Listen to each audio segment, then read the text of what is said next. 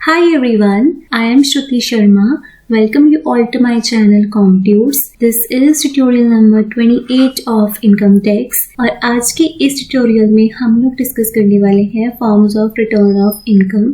Previous lecture में हमने start किया था जिसमें हमने ITR 1 यानी सहज, ITR 2 और ITR 3 जो है हम ऑलरेडी डिस्कस कर चुके हैं ट्यूटोरियल नंबर 27 में।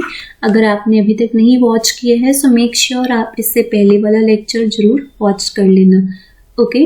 और आज के लेक्चर में हम डिस्कस करेंगे बाकी की जो हमारी रिटर्न्स रह गई थी, दैट इज ITR 4 सुगम, ITR 5, ITR 6 एंड ITR 7। तो चलिए स्टूडेंट स्टार्ट करते हैं हम अपना आज का सेशन। ITR 1, ITR 2 और ITR 3, आई होप ये तीनों ITRs आपको क्लियर हो गई होंगी। और अगर आपको इन तीनों ITRs में फिर भी कोई डाउट होगा तो आप कमेंट सेक्शन में अपने डाउट्स या अपनी क्वेरीज में मैसेज करके पूछ सकते हैं, ठीक है। अब हम आगे की ITR समझते हैं, तो इसको बहुत ध्यान से समझना है क्योंकि बहुत इंटरेस्टिंग भी है और पेपर में आता भी है। फाइन, तो हमारी नेक्स्ट ITR आती है ITR 4, दैट इज सुगम। जैसे ITR 1 का नेम क्या था, सहज, ऐसे ही ITR 4 का नेम क्या है, सुगम। सारी ITRs के नेम नहीं है, सिर्फ दो ही ITR के नेम है। एक है ITR 1 जो है आपका सहज और एक है ITR 4 जिसका नेम है सुगम, ठीक है। बाकी सारी ITRs को हम नंबर से ही जानते हैं कि ITR 2, ITR 3, ITR 5, ITR 6 and ITR 7। दो ही ITRs की नेम है। ITR 1 is named as सहज and ITR 4 is named as सुगम। क्लियर। अब ITR 4 सुगम किसके लिए होती है? So this ITR is for a individuals, Hindu undivided family and partnership firm other than LLPs। LLPs कौन होते हैं? जो आपके लिमिटेड लायबिलिटी पार्टनरशिप होते हैं। जो हमने ITR 1 डिस्कस किया था कल, ये ITR 1 का फॉर्म किसके लिए था? इंडिविजुअल के लिए। वो इंडिविजुअल जो आपके उस फाइनेंशियल ईयर में ऑर्डिनरी रेजिडेंट होंगे, ठीक है। सो ITR 1 किसके लिए होते हैं? इंडिविजुअल जिनकी एक फाइनेंशियल ईयर की जो टोटल इनकम है वो अप टू 50 लाख रुपीस की होगी, वो लोग ITR 1 फाइल करेंगे। फाइन, इतना समझाया था मैंने। देन ITR 2 किसके लिए है? सेम, इंडिविजुअल एंड HUF जो रेजिडेंट होंगे और जिनकी टोटल इनकम 50 लाख से एक्सीड करेगी वो लोग ITR 2 फाइल करेंगे। जिनकी total income up to 50 lakh है वो ITR 1 यानी सहज फाइल करेंगे। जिनकी टोटल इनकम 50 लाख रुपीस से एक्सीड करेगी यानी उससे ज्यादा होगी वो लोग ITR 2 फाइल करेंगे। देन ITR 3 किसके लिए था? वो इंडिविजुअल और HUF जिनकी इनकम कहाँ से जनरेट हो रही है? बिजनेस और प्रोफेशन के सोर्स से, ठीक है। अब आता है ITR 4। ITR 4 किसके लिए? Individual, HUF and partnership firms other than LLPs, यानी LLP के अलावा वाले जो भी पार्टनरशिप फर्म्स आएंगे वो आपके ITR 4 में कवर होंगे। जिनकी इनकम कहाँ से आएगी? Having income from eligible business according to the presumptive income scheme under section 44AD और under section 44AE। ITR 4 उन इंडिविजुअल, उन HUF, उन पार्टनरशिप फर्म्स के लिए है जिनकी इनकम एलिजिबल बिजनेस से आती है according to the presumptive income scheme under section 44AD और अंडर सेक्शन 44AE।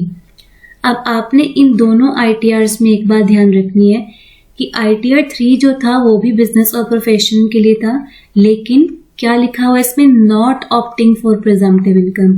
मैं फिर से बता रही हूँ और कल वाले लेक्चर में भी मैंने आपको बताया था कि जब भी आप इनकम टैक्स रिटर्न का टॉपिक पढ़ेंगे तो आपने सारी की सारी ITRs जो है वो कंपेयर करके पढ़नी है, मीन्स रिलेट करके पढ़नी है, तभी आपको समझ में आएगा कि कौन सी ITR में क्या मेन डिफरेंस है। अदरवाइज तो आप कंफ्यूज होते जाएंगे। जैसे मैं आपको इसमें समझा रही हूँ प्रीवियस ITRs के साथ कंपेयर करके, उसको रिलेट कर करके, ताकि आपको सारे की सारी ITRs में क्या मेन और क्या की पॉइंट्स हैं वो आपको ध्यान रहे और आपने ऐसे ही पढ़ना और ऐसे ही इसके नोट्स बनाने हैं, ठीक है। सो ITR 3 में क्या था? ITR 3 भी किसके लिए था? कि अगर आपकी इनकम जो है वो बिजनेस और प्रोफेशन से आ रही है। ITR 4 भी किसके लिए? कि अगर इनकम कहाँ से आ रही है? बिजनेस से या फिर प्रोफेशन से। लेकिन मेन डिफरेंस क्या है? ITR 3 किसके लिए थी? कि जब आपकी इनकम बिजनेस और प्रोफेशन से तो आ रही है लेकिन आपने प्रिजम्पटिव इनकम की जो स्कीम है उसको ऑप्ट नहीं किया हुआ। अगर ऑप्ट नहीं किया हुआ तो आप ITR 3 फाइल करेंगे, और अगर प्रिजम्पटिव इनकम स्कीम आपने ऑप्ट कर रखी है तो आप ITR 4 के लिए एप्लीकेबल होंगे। इतना डिफरेंस क्लियर हुआ? इसमें आपको क्लियरली मेंशन है ITR 3 इनकम फ्रॉम बिजनेस और profession not opting for presumptive income, और ITR 4 income from eligible business according to the presumptive income scheme, income from eligible profession according to the presumptive income scheme.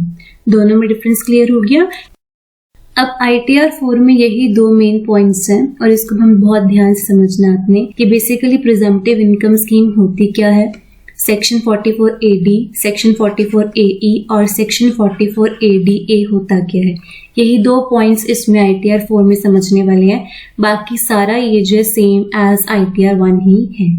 ठीक है, अब हम पहले समझते हैं कि प्रिजम्पटिव इनकम स्कीम होता क्या है। अगर ये आपको पता होगा तभी आपको क्लियर होगा कि ITR 4 में क्या कवर होता है और क्या नहीं। फाइन, इसको आपने बहुत ध्यान से समझना है कि प्रिजम्पटिव इनकम स्कीम या फिर प्रिजम्पटिव टैक्सेशन स्कीम होता क्या है। देखो, प्रिजम्पटिव का मतलब क्या होता है, ये जो वर्ड प्रिजम्पटिव है ये किससे बना है, प्रिज्यूम से। पहले से अज्यूम करके चल रहे हैं कि आप पहले से एस्टिमेट करके चल रहे हैं। हम जनरल सेंस में बात करें ना कि इसका मीनिंग क्या हुआ, तो प्रीज्यूम, प्री एज्यूम यानी कि पहले से अज्यूम करके चल रहे हैं, पहले से एस्टिमेट करके चल रहे हैं। ठीक है, तो प्रिज्यूम से बना प्रिजम्पटिव। अब प्रिजम्पटिव टैक्सेशन स्कीम क्या होता है कि इसमें गवर्नमेंट क्या करती है, आपकी इनकम को पहले से प्रिज्यूम करके चलती है, यानी कि एक एस्टिमेट कर लेती है। एक तरीके से काइंड ऑफ एस्टिमेशन होता है। अब गवर्नमेंट क्या करेगी, आपकी इनकम को जब भी प्रिज्यूम कर रही है, प्रिज्यूम मीन्स जब भी एस्टिमेट करके चल रही है, तो जितनी आपकी एक्चुअल इनकम होगी उससे वो कम का ही प्रिज्यूम करेगी। सपोज करो आपकी जो एक्चुअल इनकम है से 1 करोड़ है, तो गवर्नमेंट प्रिज्यूम करेगी 75 लाख। ये मैं आपको एक एस्टिमेट फिगर बता रही हूँ, एक्चुअल नहीं बता रही हूँ। ठीक है, तो गवर्नमेंट क्या करेगी, जितनी आपकी एक्चुअल इनकम होती है उससे कम का ही वो प्रिज्यूम करके चलती है।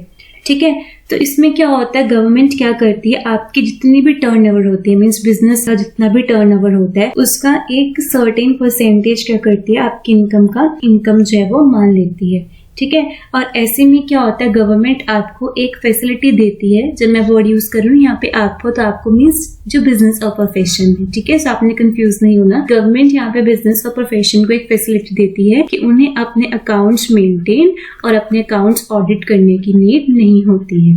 अगर आप प्रिजम्पटिव टैक्सेशन स्कीम ऑप्ट कर रहे हैं तब आपको अकाउंट्स ऑडिट और अकाउंट्स मेंटेन करने की नीड नहीं होती है। यानी कि अगर कोई भी बिजनेस और प्रोफेशन प्रिजम्पटिव टैक्सेशन स्कीम को ऑप्ट कर रहे हैं तो उसे उस केस में अपने बिजनेस और प्रोफेशन के अकाउंट्स मेंटेन और ऑडिट करने की नीड नहीं होती है। क्यों नहीं होती नीड, क्योंकि यहाँ पर गवर्नमेंट पहले से ही प्रिज्यूम करके चलती है, पहले से ही एस्टिमेट लगा के चलती है कि जितना भी आपके बिजनेस का एक टर्नओवर होता है उसका एक सर्टेन परसेंटेज वो पहले ही आपकी इनकम का कंसीडर करके चलती है।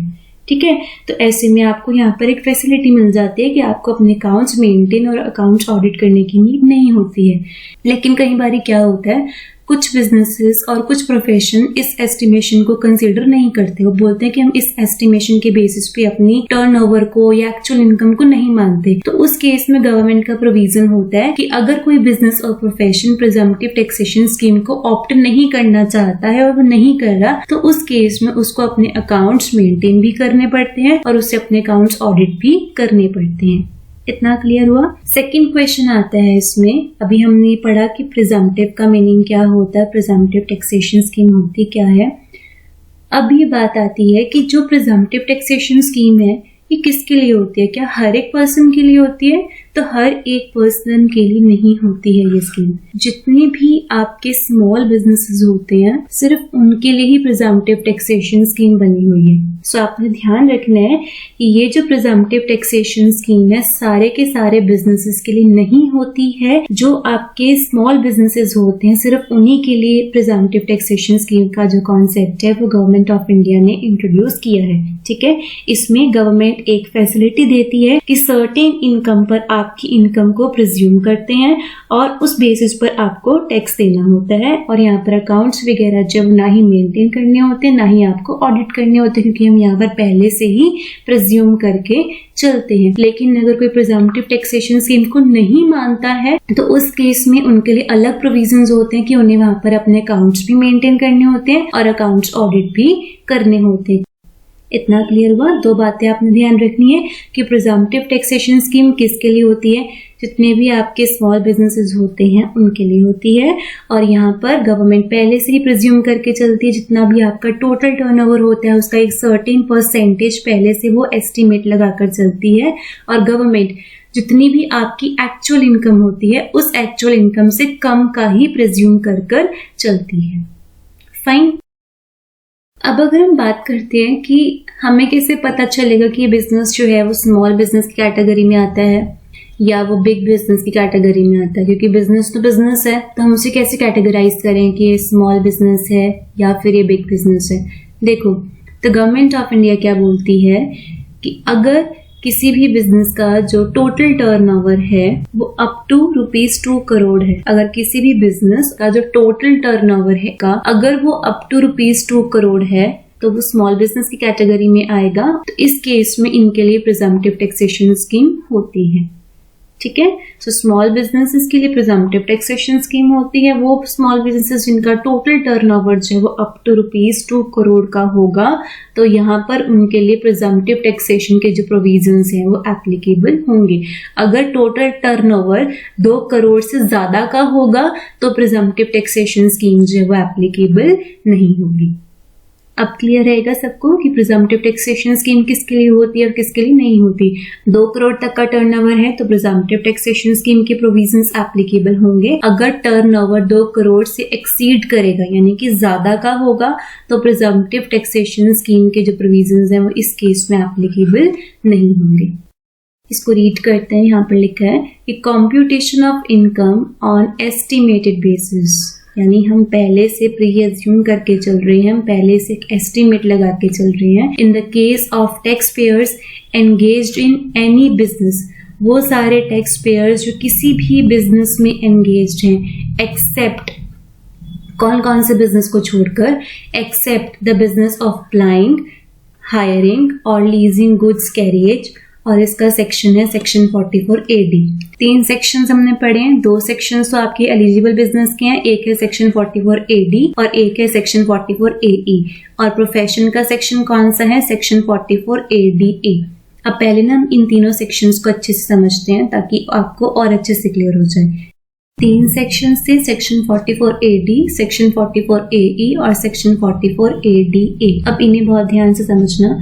सेक्शन 44AD किसके लिए होते हैं? Businesses other than good carriages. अभी आपने यहाँ पर यही पढ़ना है। सेक्शन 44AD किसके लिए होता है? Computation of income on estimated basis in the case of tax payers engaged in any businesses except the business of plying, hiring और लीजिंग गुड्स कैरिएज। तो सेक्शन 44AD किसके लिए होता है?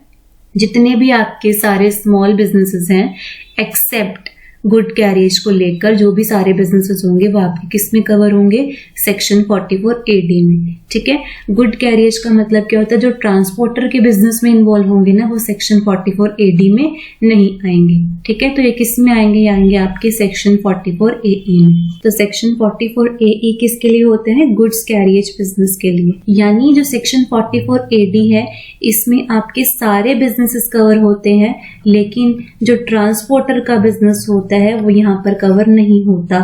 और सेक्शन 44AE में कोई भी बिजनेस नहीं आता, सिर्फ और सिर्फ एक ही बिजनेस आता है। वो कौन सा आता है? ट्रांसपोर्टर का बिजनेस। अभी आपने यहाँ पर यही वर्ड पढ़े, 3 वर्ड्स पढ़े हमने यहाँ पे कि सेक्शन 44AD में सारे के सारे बिजनेसेस एंगेज होते हैं except the business of plying, hiring और लीजिंग गुड्स कैरिएज। अब ये प्लाइंग, हायरिंग और लीजिंग का मतलब क्या होता है? गुड्स कैरिएज से तो आपको ये क्लियर हो गया कि ट्रांसपोर्टर के बिजनेस की हम बात कर रहे हैं। तो सेक्शन 44AD में सारे बिजनेस आते हैं लेकिन ट्रांसपोर्टर का बिजनेस नहीं आता। सेक्शन 44AE में ट्रांसपोर्टर का बिजनेस आता है और इसके अलावा कोई और बिजनेस उसमें कवर नहीं होता। तो प्लाइंग, हायरिंग और लीजिंग क्या होता है अब हम इससे पहले समझते हैं। तो जो ट्रांसपोर्टर होता है ना वो 3 तरीके से काम करते हैं, या तो प्लाइंग, या फिर हायरिंग या फिर लीजिंग, इस तरीके से ट्रांसपोर्टर का बिजनेस चलता है। अब प्लाइंग का मतलब क्या होता है कि जो ट्रक वाला है ना, वो ट्रक को ओवर अ पर्टिकुलर रूट ही चलाता है। जो ट्रक है वो एक ओवर अ पर्टिकुलर रूट ही चलता है। आप सोच रहे होंगे कि ओवर अ पर्टिकुलर रूट का मतलब क्या होता है। सपोज करो अगर एक ट्रक है वो पंजाब से दिल्ली जाता है, तो वो सिर्फ पंजाब से दिल्ली जाएगा और फिर वापस दिल्ली से पंजाब भी आएगा। इसके अलावा वो किसी और रूट पर नहीं जाता, उसका ये रूट फिक्स है। ठीक है, आप इसे समझ सकते हैं कि प्लाइंग का मतलब क्या है कि उस ट्रक का जो रूट है वो फिक्स है। अगर वो दिल्ली से पंजाब जाता है तो वो पंजाब से दिल्ली आएगा, या फिर अगर वो दिल्ली से जयपुर जा रहा है तो जयपुर से दिल्ली वापस रिटर्न करेगा। इसके अलावा अगर हम उसे बोल दें कि वो पंजाब से मुंबई चला जाए या वो पंजाब से उत्तराखंड चला जाए, तो वो नहीं जाएगा। क्यों? क्योंकि उसका बिजनेस क्या, प्लाइंग का। दैट मीन्स वो एक पर्टिकुलर रूट पे ही चलता है, जो उसका रूट फिक्स है वो उसी रूट का जो सामान है वो लेकर जाएगा। ठीक है, इतना क्लियर हुआ। यानी कि यहाँ पर जो ट्रक वाला है उसका जो रूट है वो क्या रहता है, सेम रहता है। क्लियर। सेकंड आता है हायरिंग। हायरिंग आपको क्लियर हो रहा है, हायरिंग टर्म से ही हायर करना। अब इसमें क्या होता है कि जैसे बिजनेस वाले कहते हैं कि उन्हें अपना सामान मुंबई भिजवाना है, तो ट्रक वाला मुंबई भेज देगा अपना ट्रक। ठीक है, या कोई बिजनेस वाला बोलता है कि उसे अपना सामान जयपुर भिजवाना है, तो वो ट्रक वाले उसका सामान जयपुर भिजवा देंगे। तो यानी कि आप उसे हायर कर रहे हैं। यहाँ पर रूट आपका फिक्स नहीं होता जैसे प्लाइंग के केस में होता है। ठीक है, यहाँ पर बिजनेस वाले जहां पर अपना सामान भिजवाना चाहते होंगे, ट्रक वाले या ट्रांसपोर्टर वाले वहां पर उसका सामान जो है वो भेज देंगे। ठीक है, तो यहाँ पर आप जिस रूट पर कहेंगे ट्रांसपोर्टर वाले आपका जो सामान है वो उसी रूट पर डिलीवर करवाएंगे। ठीक है, देन लास्ट आता है लीजिंग। लीजिंग सबसे कन्वीनियंट होता है। इसमें क्या होता है कि बिजनेस वाले बोलते हैं ट्रांसपोर्ट कंपनी वालों को कि आप अब कुछ महीनों के लिए या कुछ पर्टिकुलर टाइम पीरियड के लिए अपना जो ट्रक है और ट्रक के साथ ड्राइवर जो है वो हमें दे दो, और हमें अपना सामान जहां पे भी भिजवाना होगा हम अपने कन्वीनियंट के हिसाब से उस सामान को उस लोकेशन पे जो है वो डिलीवर करवा देंगे। ठीक है, सो लीजिंग के केस में क्या होता है, फॉर एग्जाम्पल बिजनेस वालों ने ट्रांसपोर्ट कंपनी को कहा कि 4 महीने के लिए आप हमें अपना जो ट्रक है वो दे दो। ठीक है, तो ट्रांसपोर्ट कंपनी वाले 4 महीने के लिए आपको अपना ट्रक जो है वो दे देंगे। ठीक है, जैसे 4 मंथ्स का टाइम पीरियड कंप्लीट होगा आप उन्हें उसका उतना पे करेंगे और वापस ट्रक उनको दे देंगे। तो लीज में आप उनसे उनकी जो फिक्स्ड एसेट है वो ले रहे हैं अपनी। क्यों ले रहे हैं? क्योंकि आपको कुछ टाइम पीरियड के लिए उसकी सर्विसेज जो है वो चाहिए। ठीक है, सो यहाँ पर जो ट्रक है वो आप अपने हिसाब से जैसे मर्जी, जिस मर्जी हिसाब से जहां मर्जी आपने भेजना है, बिल्कुल आपके ऊपर ही डिपेंड होता है, क्योंकि 4 महीने का ट्रक के मालिक जो है वो अब आप बन गए हैं। क्लियर। तो ये जो ट्रांसपोर्टर का बिजनेस है ये 3 तरीके से काम करते हैं। 1 is your plying, second is the hiring and third one is the leasing. Plying के केस में ट्रक का जो रूट है वो सेम रहता है। हायरिंग के केस में रूट जो है वो फिक्स नहीं होता, जिस हिसाब से बिजनेस वाला कहेगा ट्रांसपोर्ट कंपनी वाले उस हिसाब से उस लोकेशन पे आपका जो सामान है वो डिलीवर करवा देते हैं। और लीजिंग के केस में क्या होता है, बिजनेसेस वाले ट्रांसपोर्ट कंपनी से वो जो ट्रक है वो कुछ टाइम पीरियड के लिए लीज पर ले लेते हैं। क्लियर। सो इतना सेक्शन 44AD और सेक्शन 44AE यहाँ पर आपको क्लियर हो गया। जब बिजनेस का टर्नओवर 2 करोड़ तक का होगा 1 साल का, तो उस केस में प्रिजम्पटिव टैक्सेशन स्कीम के जो प्रोविजंस हैं वो यहाँ पर एप्लीकेबल होंगे। ठीक है, 2 सेक्शन है बिजनेस के केस में, एलिजिबल बिजनेस के केस के 2 सेक्शंस हैं, सेक्शन 44AD और सेक्शन 44AE। सेक्शन 44AD किसके लिए? सारे के सारे स्मॉल बिजनेसेस के लिए अदर देन ट्रांसपोर्ट बिजनेस। और सेक्शन 44AE किसके लिए है? ट्रांसपोर्टर बिजनेस के लिए। क्लियर। उसके बाद जो थर्ड हमारा सेक्शन आता है दैट इज सेक्शन 44ADA। ये सेक्शन किसके लिए होता है? प्रोफेशन के लिए। अब प्रोफेशन के केस में जिनकी जो ग्रॉस रिसिप्ट्स है वो अगर 50 लाख रुपीज या उससे कम हो, यानी अप टू ₹50 लाख तक का ग्रॉस रिसिप्ट होगा, तो इस केस में प्रिजम्पटिव टैक्सेशन स्कीम के जो प्रोविजंस है वो यहाँ पर एप्लीकेबल होंगे। किस केस में? प्रोफेशन के केस में। ठीक है, बिजनेसेस के केस में जो आपका टर्नओवर है वो 2 करोड़ तक का होना चाहिए, अप टू ₹2 करोड़। और प्रोफेशन के केस में जो आपके ग्रॉस रिसिप्ट्स हैं वो अप टू ₹50 लाख की होंगी 1 साल की। तो यहाँ पर आपके प्रिजम्पटिव टैक्सेशन स्कीम के जो प्रोविजंस हैं वो यहाँ पर एप्लीकेबल होंगे। I hope presumptive taxation scheme क्या होता है और एलिजिबल बिजनेस का सेक्शन 44AD 44AE और एलिजिबल प्रोफेशन सेक्शन 44A-DA, ये आपको अच्छे से क्लियर हो गया होगा। और अगर फिर भी इसमें कोई भी डाउट होगा तो आप अपने डाउट्स जो है वो कमेंट सेक्शन में मैसेज करके पूछ सकते हैं। ओके, फर्स्ट 2 पॉइंट्स क्लियर हो गया ITR 4 के। अब इसके बाद ITR 4 जो है वो सेम एज ITR 1 ही। So, इसका थर्ड पॉइंट क्या है? This return form is for individual HUF और partnership forms other than LLPs having income from salary और pension, income from one house property, income from other sources excluding winning from lottery and income from race sources. यानी जो point सारे ITR 1 के थे same वही है, बस इसमें एक प्रिजम्पटिव टैक्सेशन स्कीम का जो पॉइंट है वो ऐड हो गया है। ठीक है, उसके बाद however in following cases an individual cannot file ITR 4, an individual HUF और partnership firm सारा इसमें कवर होगा। cannot file ITR 4 सेम जो ITR 1 के केसेस थे जिसमें आप ITR 1 नहीं फाइल कर सकते, वही सारा सेम केस इसमें ITR 4 में भी आ जाएगा। टोटल इनकम एक्सीडिंग ₹50 लाख कि अगर आपकी टोटल इनकम जो है वो 50 लाख से एक्सीड कर रही है तब आप ITR 4 फाइल नहीं कर सकते।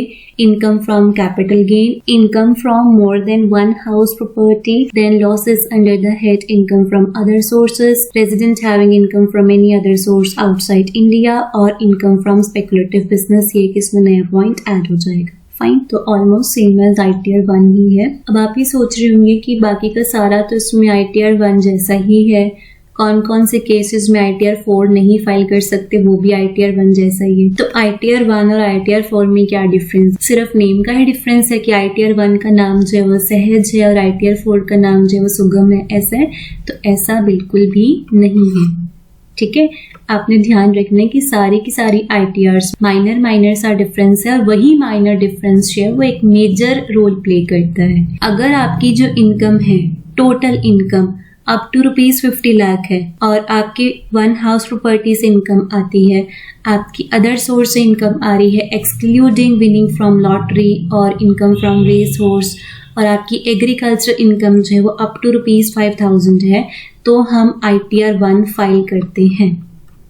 लेकिन अगर आपकी एलिजिबल बिजनेस से यानी सेक्शन 44AD और सेक्शन 44AE और एलिजिबल प्रोफेशन यानी सेक्शन 44ADA से भी कोई इनकम आ रही है तब आप ITR 4 फाइल करेंगे। लेकिन अगर ये दो केसेस नहीं होंगे यानी सेक्शन 44AD, सेक्शन 44AE और सेक्शन 44ADA, इन तीनों से आपको कोई इनकम जनरेट नहीं हो रही है तब आप ITR 1 फाइल करेंगे। लेकिन अगर आपके प्रिजम्पटिव इनकम स्कीम के तहत आपको सेक्शन 44AD, सेक्शन 44AE और सेक्शन 44ADA से इनकम आती है तो आप ITR 4 फाइल करेंगे।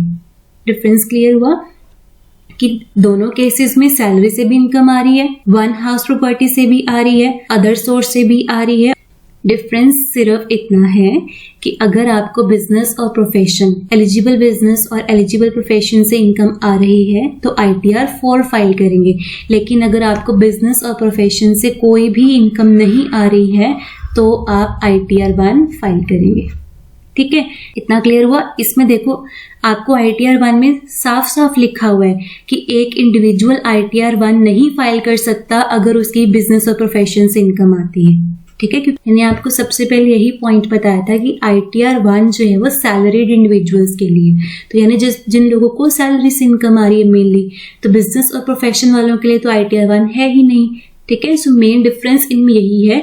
ITR 1 सैलरीड पर्सन्स के लिए जिनकी total income up to ₹50 lakh है, ITR 2 जिनकी टोटल इनकम एक्सीडिंग ₹50 लाख है, 50 लाख से ज्यादा है। ITR 3 बिजनेस और प्रोफेशन के लिए, वो बिजनेस और प्रोफेशन से जिनको इनकम आ रही है लेकिन जहां पर प्रिजम्पटिव इनकम के प्रोविजंस एप्लीकेबल नहीं होते हैं। और ITR 4 वो पर्सन्स, वो इंडिविजुअल, वो HUF, वो पार्टनरशिप फर्म्स के लिए है जहां पर एलिजिबल बिजनेस और एलिजिबल प्रोफेशन से इनकम तो आ रही है लेकिन यहाँ पर प्रिजम्पटिव इनकम स्कीम के प्रोविजंस जो है वो एप्लीकेबल हैं। ठीक है, सो ये चारों ITRs का मेन डिफरेंस और मेन क्रक्स है। क्लियर? आई होप इतना आपको क्लियर हो गया होगा। बट स्टिल अगर आपको इसके बाद भी कोई डाउट होगा ना तो अपने डाउट, अपनी क्वेरीज कमेंट सेक्शन में मैसेज करके पूछ सकते हैं या फिर मुझे इंस्टाग्राम पे भी मैसेज कर सकते हैं और मेरा इंस्टाग्राम का जो लिंक है वो मैं आपको कमेंट सेक्शन में मेंशन कर दूंगी। ठीक है, आई होप ये चारों ITRs आपको अब क्लियर हो गई होंगी। इसके बाद नेक्स्ट आते हैं हम ITR 5 पे। ITR 5 जो है बेसिकली फर्म्स के लिए होती है, LLPs यानी लिमिटेड लायबिलिटी पार्टनरशिप के लिए होती है, association of persons, body of individuals और जो भी आपके आर्टिफिशियल जुरिडिशियल पर्सन्स होते हैं उनके लिए ITR 5 होती है। ITR 4 आपकी फर्म के लिए होती है लेकिन अदर देन LLPs, यहाँ पे लिखा हुआ है partnership firm other than LLPs, ठीक है, लेकिन ITR 5 में वो पार्टनरशिप फर्म इंक्लूडिंग LLPs, ठीक है। सो ITR 5 का जो रिटर्न फॉर्म है वो आपकी पार्टनरशिप फर्म के लिए भी होता है, LLPs यानी लिमिटेड लायबिलिटी पार्टनरशिप के लिए भी होता है, association of persons, body of individuals और जो आपके आर्टिफिशियल जुरिडिशियल पर्सन्स होते हैं इन सब के लिए कौन सा फॉर्म होता है, ITR 5। क्लियर। उसके बाद नेक्स्ट आते हैं ITR 6। This return form is for companies other than companies claiming exemption under Section 11, income from property held for charitable or religious purposes. This return has to be filed electronically only. जो companies होती हैं वो companies जो exemption 11 claim नहीं कर रही, उसके अलावा जो भी कंपनीज होंगी वो ITR 6 फाइल करेंगी, ठीक है। एंड ITR 7 किसके लिए होता है, जो आपके चैरिटेबल इंस्टीट्यूशंस, जो NGOs हैं या जो रिलीजियस ट्रस्ट हैं, जो पॉलिटिकल पार्टीज होती हैं उनके लिए ITR 7 होता है। इसमें लिखा हुआ है this return form is for charitable institutions, NGOs, religious trust, political parties and for those persons who are claiming exemption under Section 10. Clear? So ITR 5, ITR 6, ITR 7 में कुछ बहुत ज्यादा नहीं है, सिंपल ही है, इसमें सिर्फ इतना ही बताया कि ITR 5 किसके लिए होता है। ITR 5 जो है वो बेसिकली आपके पार्टनरशिप फर्म्स के लिए होता है और या जो भी आपके एसोसिएशन ऑफ पर्सन्स हैं, बॉडी ऑफ इंडिविजुअल्स हैं और आर्टिफिशियल जुरिडिशियल पर्सन्स हैं, ठीक है, उनके लिए होता है। ITR 6 जो है वो कंपनीज के लिए होता है other than companies claiming exemption under Section 11 and ITR 7 जितने भी आपके चैरिटेबल इंस्टीट्यूशंस होते हैं, NGOs होते हैं, रिलीजियस ट्रस्ट है, पॉलिटिकल पार्टीज है, उन सब के लिए ITR 7 होता है। फाइन, तो इसके साथ ही कंप्लीट होता है फाइनली हमारा ITR वाला टॉपिक। आई होप ये आपको अच्छे से क्लियर हो गया होगा and again I am saying कि फिर भी इसमें आपको कोई भी डाउट होगा या रहेगा तो आप लोग अपने डाउट जो हैं वो मैसेज करके कमेंट सेक्शन में पूछ सकते हैं। अब लास्ट में मैंने किसका कंक्लूजन चार्ट बनाया है इस तरीके से ताकि आपको और अच्छे से क्लियर हो जाए, तो मेक श्योर या तो आप इस स्लाइड का स्क्रीनशॉट ले लेना या फिर अपने नोट्स में इसको एज इट इज बना लेना ताकि आपको बिल्कुल भी कंफ्यूजन ना रहे। इसमें सारे के सारे ITRs का एक साथ आपको एक तरीके से कंक्लूजन चार्ट दे दिया मैंने कि आपको और अच्छे से क्लियर हो जाए। अब हम इसको एक बार देख लेते हैं। देखो, forms of return of income, basically there are total 7 types of ITRs, ये 7 फॉर्म्स ऑफ ITR। ITR 1 जिसे हम क्या बोलते हैं, सहज, ये किसके लिए होती है, इंडिविजुअल्स जो भी हैं ये सारे के सारे आपके रेजिडेंट होने चाहिए, ऑर्डिनरी रेजिडेंट के लिए।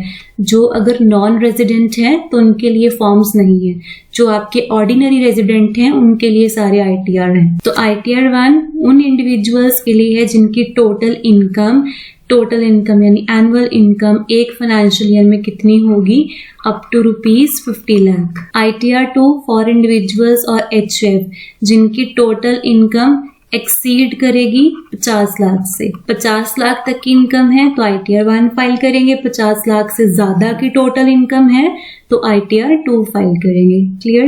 देन ITR 3 किसके लिए होता है, for individuals, Hindu undivided family और पार्टनर इन अ फर्म। ये जो ITR 3 है किसके लिए होती है, बेसिकली जिनकी इनकम कहाँ से जनरेट हो रही है, बिजनेस और प्रोफेशन से, लेकिन वो बिजनेस और प्रोफेशन जो प्रिजम्पटिव टैक्सेशन स्कीम के प्रोविजंस को ऑप्ट नहीं कर रहे हैं उनके लिए। देन नेक्स्ट आता है ITR 4 जिसे हम क्या बोलते हैं, सुगम, और ये किसके लिए होती है, for individuals, HUF, firm other than LLP। ITR 4 में मेन हमने क्या समझा है आज, प्रिजम्पटिव टैक्सेशन स्कीम। सो ITR 4 उन इंडिविजुअल्स, उन HUF, उन फर्म के लिए होती है जिनकी इनकम कहाँ से आती है, बिजनेस और प्रोफेशन से। जो बिजनेस और प्रोफेशन जिसमें हमने आज 3 सेक्शन समझे वो कौन कौन से हैं? सेक्शन 44AD और सेक्शन 44AE। ये 2 सेक्शन किसके हैं? बिजनेस के। जो थर्ड सेक्शन हमने पढ़ा दैट इज सेक्शन 44ADA, ये किसके लिए है? प्रोफेशन के लिए। Section 44AD is for business other than good carrier, यानी ट्रांसपोर्टर का बिजनेस छोड़कर जितने भी बिजनेसेस होंगे वो किस में कवर होंगे? सेक्शन 44AD में। ट्रांसपोर्टर का बिजनेस किस में आएगा? सेक्शन 44AE में। अगर आपके बिजनेस का total turnover up to ₹2 crore है तो यहाँ पर प्रिजम्पटिव टैक्सेशन स्कीम की प्रोविजंस एप्लीकेबल होंगे। अगर आपके प्रोफेशन की जो ग्रॉस रिसीट्स हैं वो अप टू ₹50 लाख है फाइनेंशियल ईयर की, तो प्रिजम्पटिव टैक्सेशन स्कीम की प्रोविजंस यहाँ पर एप्लीकेबल होंगे। क्लियर हुआ इतना? उसके बाद ITR 5 किसके लिए होती है? फॉर पार्टनरशिप फर्म और LLP। ITR 6 किसके लिए होती है? For company. एंड ITR 7 किसके लिए है? For trust. जो भी आपके चैरिटेबल ट्रस्ट है, चैरिटेबल इंस्टीट्यूशंस हैं, NGOs हैं, पॉलिटिकल पार्टीज हैं, उनके लिए कौन सा फॉर्म है? ITR 7। फाइन। अब मैंने आपको इतना डिटेल में समझा दिया है और एक पॉइंट को मैंने इतनी बारी रिपीट किया है, तो आई होप अब आपको बहुत अच्छे से क्लियर हो गया होगा। बट स्टिल फिर भी डाउट रह जाएगा तो आप या तो एक बार ट्यूटोरियल को दोबारा से देख लेना, ठीक है, या फिर आप मुझे मैसेज करके जिस भी पॉइंट में आपको डाउट होगा वो आप मैसेज करके पूछ लेना। तो students, this is all about today's session. I hope this tutorial is helpful for all of you. And if this tutorial is helpful for all of you, then please do share your valuable feedback in the comment section, as your feedback really matters me a lot. And also, don't forget to hit the like button and do subscribe my channel and do share my channel and this lecture with your friends and your classmates too, ताकि उन सभी के लिए भी channel जो है वो helpful रहे। ओके और इसके साथ ही हमारा चैप्टर 23 जो है वो कंप्लीट होता है और अब हम एक नया चैप्टर स्टार्ट करेंगे। लेकिन उस चैप्टर से पहले हम एक छोटा सा टॉपिक है जो चैप्टर 23 और 24 दोनों में ही आता है, जो कि है पैन कार्ड का, परमानेंट अकाउंट नंबर कार्ड। ठीक है, और इसका क्वेश्चन 15 मार्क्स में आता है, तो पहले हम वो कवर करेंगे, देन हम नेक्स्ट चैप्टर स्टार्ट करेंगे। Fine. So students, this is all about today's session. Thank you for watching this video. Bye bye, take care and have a great day ahead.